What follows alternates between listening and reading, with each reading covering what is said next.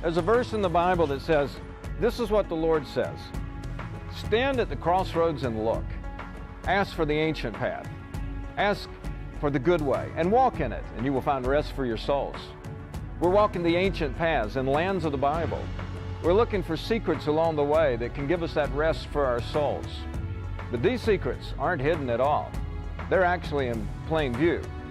So come with us as we walk the ancient paths and find truth for living for today. It's not hard to find the ancient paths that led to Beit Shean. As one of the biggest cities in ancient Israel, it sat at a key intersection for travelers into Galilee. The city Jesus would have known had been built by Alexander the Great. It was part of the Decapolis. But it's unlikely Jesus spent much time in the city or that he ever entered the city, even if he passed by it several times in his life. For Beit Shean was a place that celebrated the Greek and Roman way of life.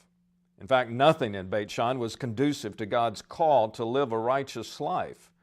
This was a city of seductive lust. This was a city and a lifestyle that celebrated man as the master of all creation. And at its entranceway on the perimeter of the city limits was a massive city gate. It invited all who passed by to come inside and to find a brand new way of living. But Jesus said that way would lead to destruction. The city gates of Beit Shean have long been gone. The earthquakes and time have taken care of the great pillars that were once here, but the foundations are here. At least 3 out of the 4 foundations are here. This gate was a little wider than this starting point, but consider how wide this gate must have been. As people came into Beit Shean, they were given a grand entrance. This tall, massive gate was not for military purposes. It was just an architectural statement about how great this city was. You come inside, you're going to find more than you ever dreamed possible. Of course, a whole lot of that more was wrong. This was a city of great temptation. The rabbis would call it one of the examples of the far country.